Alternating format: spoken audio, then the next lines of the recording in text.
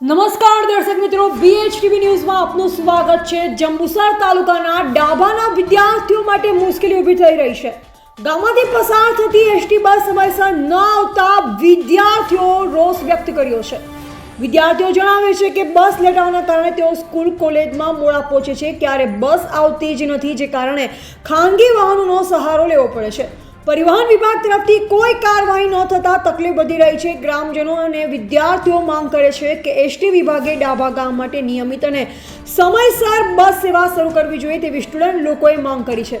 જો આ સમસ્યા રહેશે તો બેટી બચાવો બેટી ભણાવો આ વાત સાબિત કરે છે કે સમયસર એસટી બસની સુવિધા ન મળે તો કેવી રીતે આ સપનું સાકાર થશે તેવી ડાભા ગામના વિદ્યાર્થીઓની ટાઈમસર એસટી બસ પહોંચે તેવી માંગ કરી।